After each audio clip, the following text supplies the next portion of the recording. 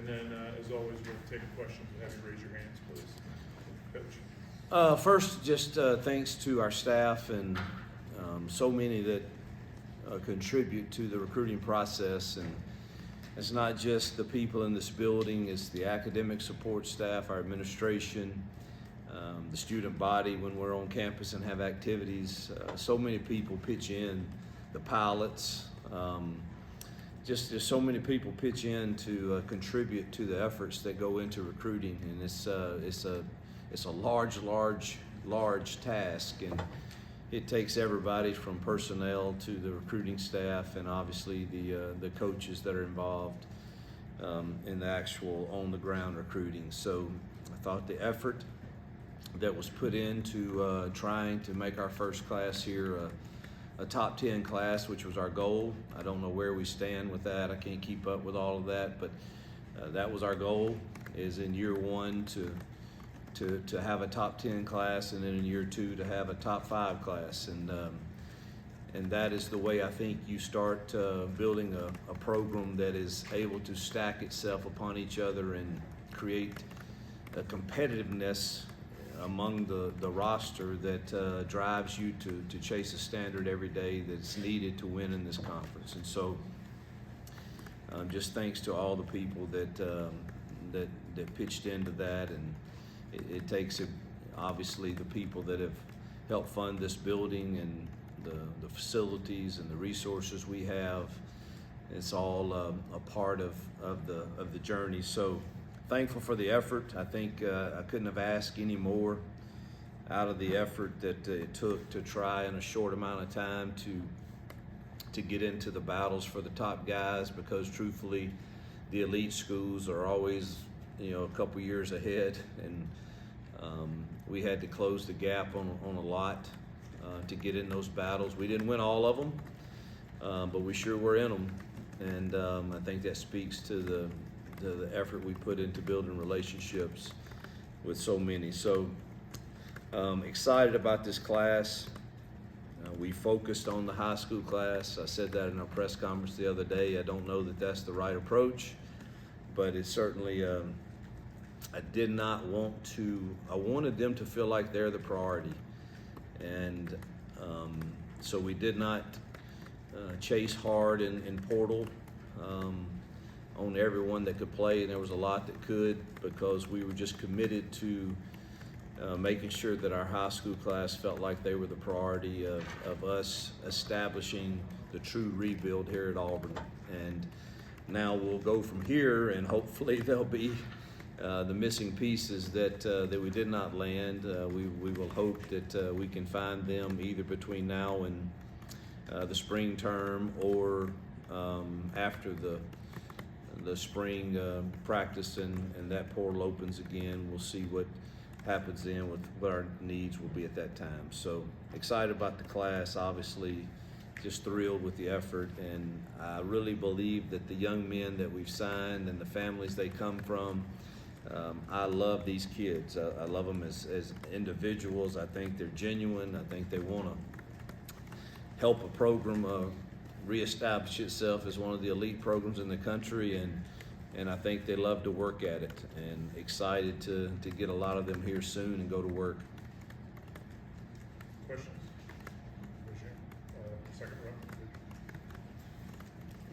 Hey, just how much effort went into keeping the guys that were committed versus going out and trying to fill guys? It was both. I mean, you can't. Listen, last night it was.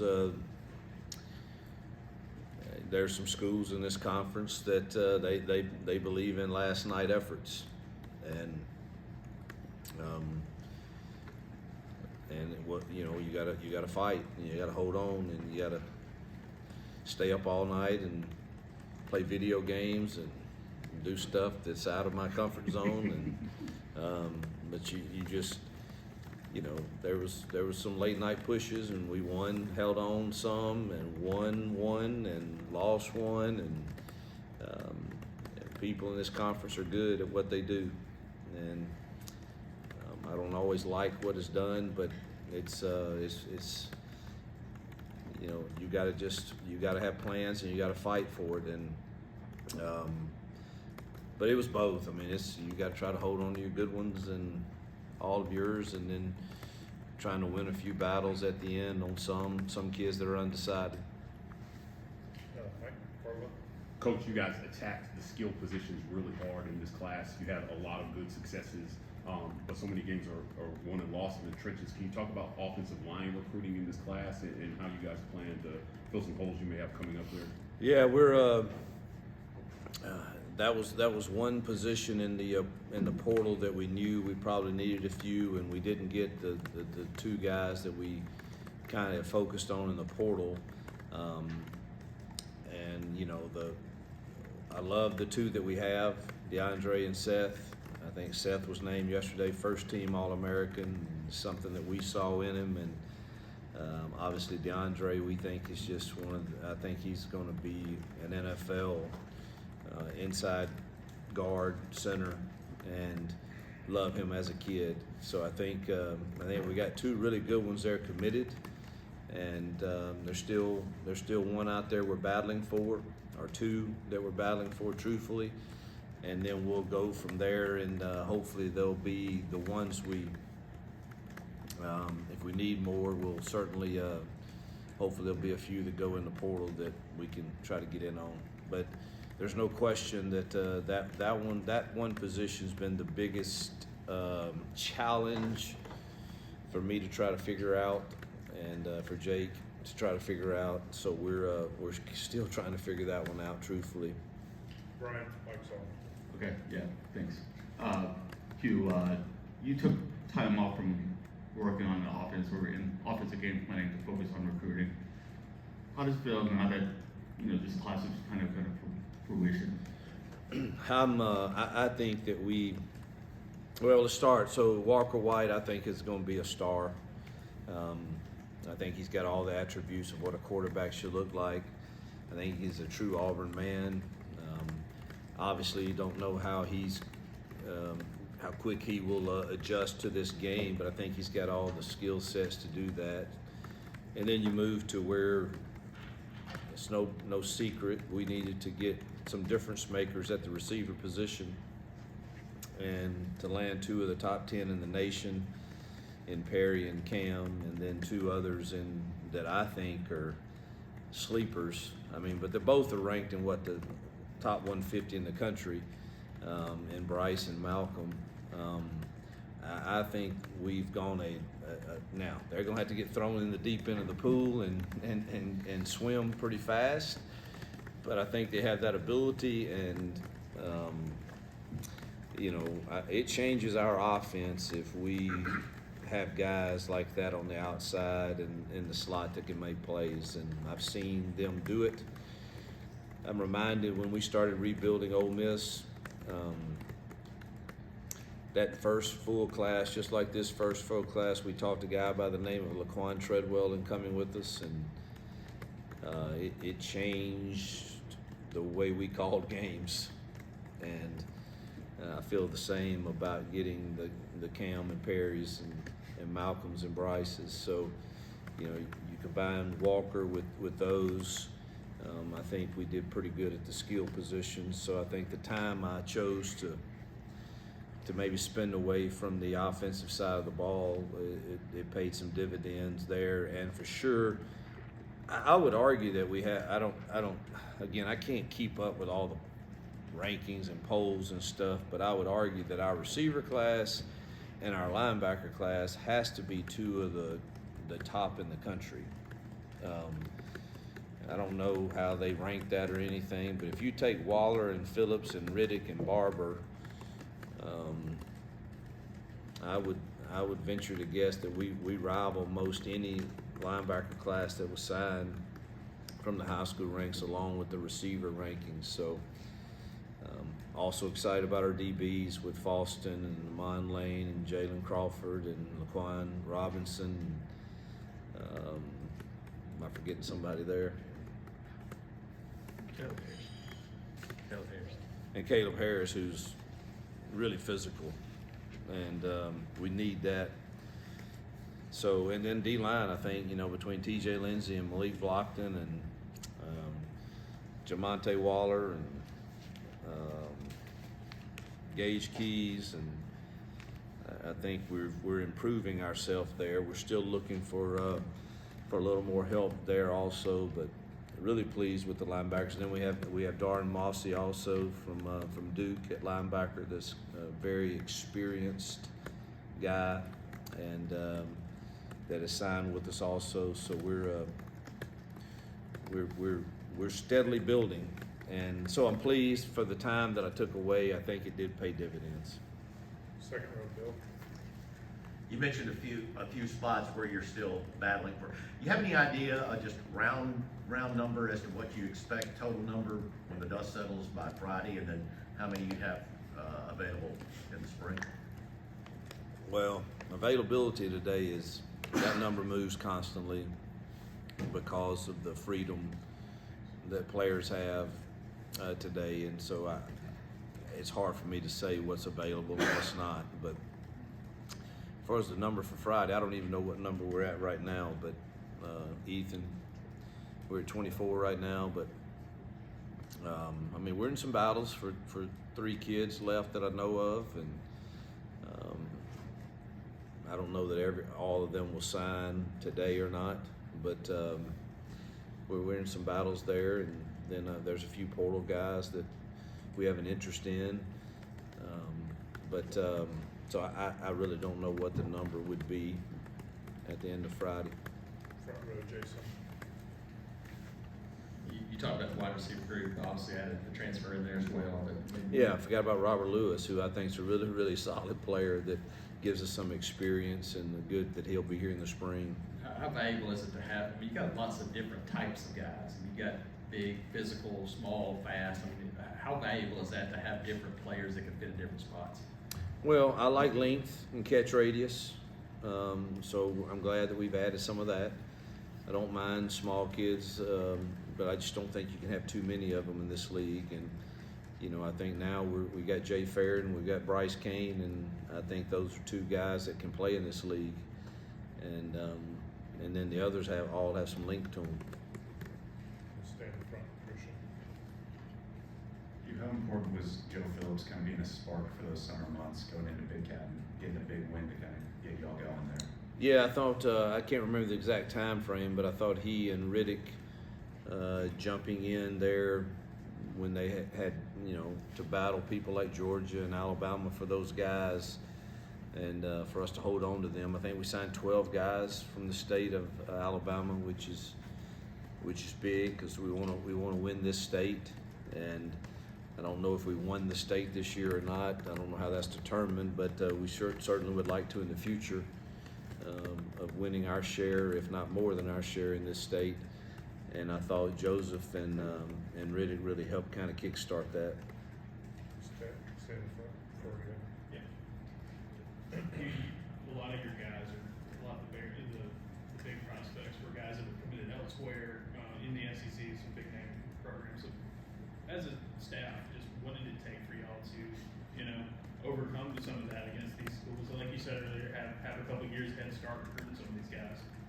Yeah, I think it's just time and effort, and getting them to campus as many times as you can, and seeing if they can't feel a different feel about here as opposed to other places. Look, every individual has a criteria of how they make decisions, and what is going to be the motivating factor in their decision. And I think we're obviously not going to win all of those, but we just got to win our share. And I think just putting enough time and effort into the right type of kid and family that we know fits here, we got a really good shot at doing that.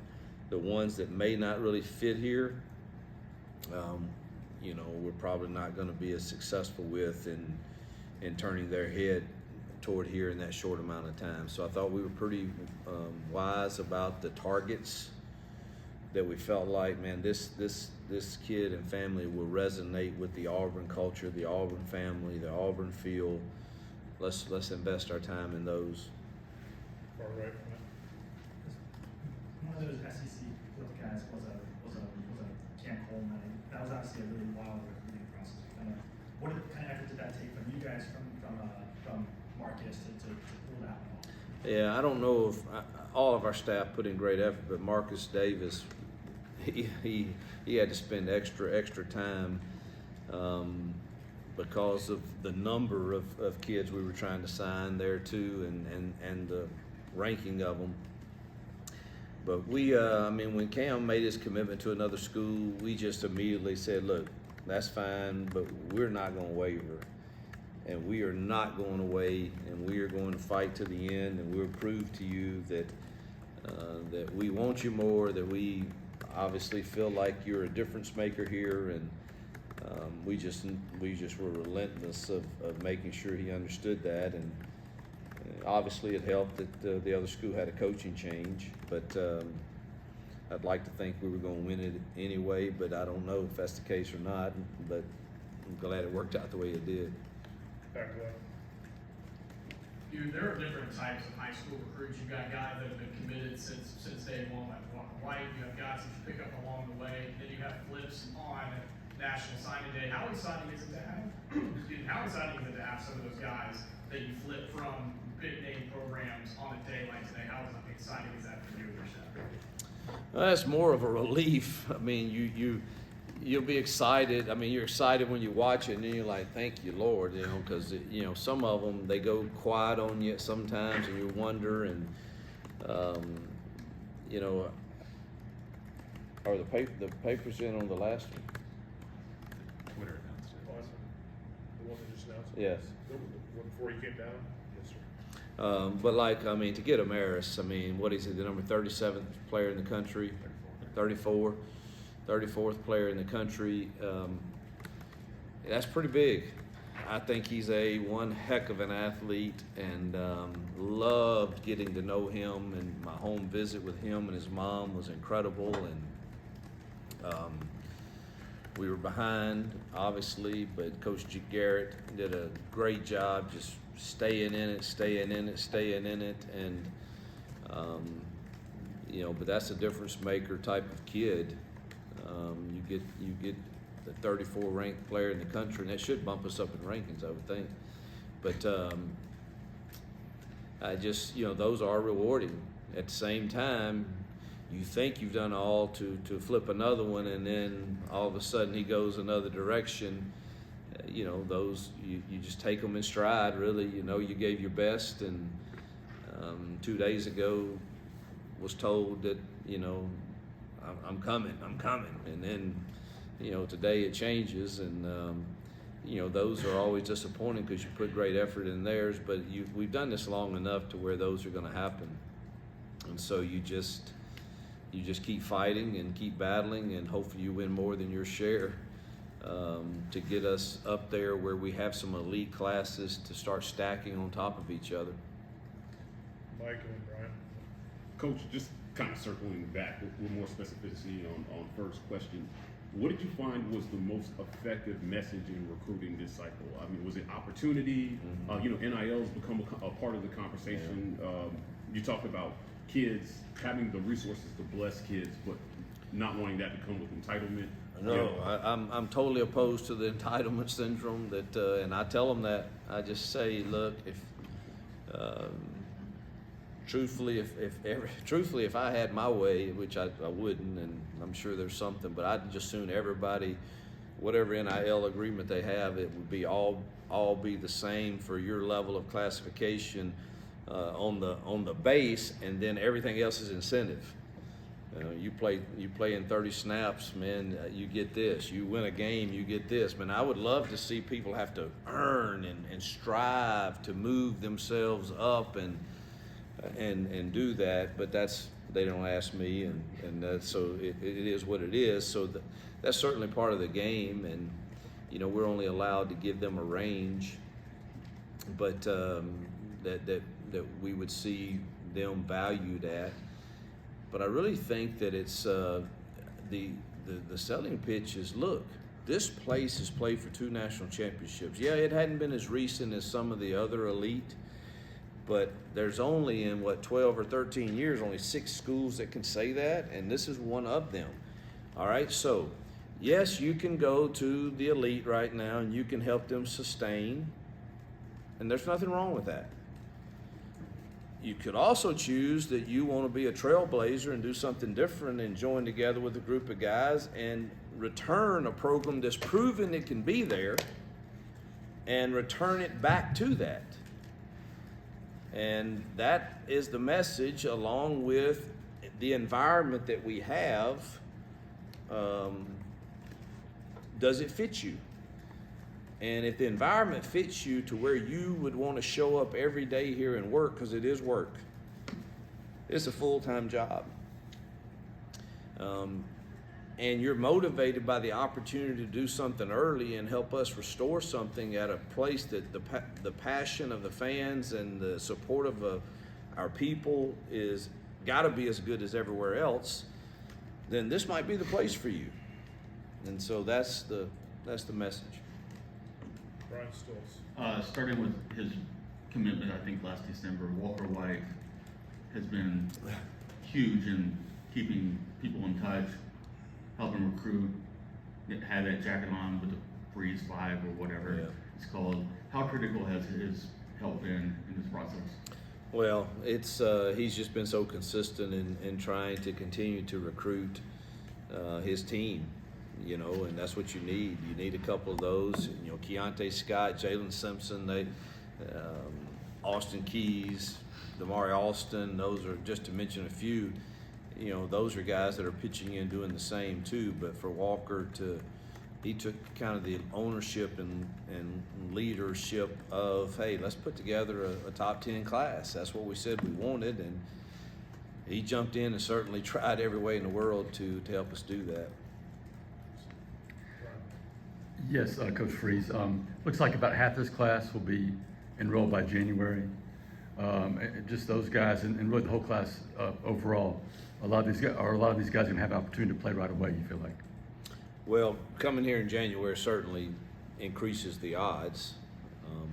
I'm not saying that others that show up in summer won't, but having them here in all of spring ball with the whole semester to train with Dom, to get in the routine of what it's like to be a college football player and a student, I think is going to pay them dividends. And then you have the summer to continue to train with Dom, and they roll into fall camp and they kind of already know the system and the verbiage, and so it certainly gives them a chance to have a fair shot at jumping in there and playing some. Got a few more in the front row and we'll wrap up. Sure. You said next year goals, top 5 class. You talked earlier about having to catch up, with the head start. In the 25 class and kind of moving forward, you guys feel like you're off to a good start, able to take advantage of that and try to be in a position to make a run in the top 5 class next year with what y'all done already?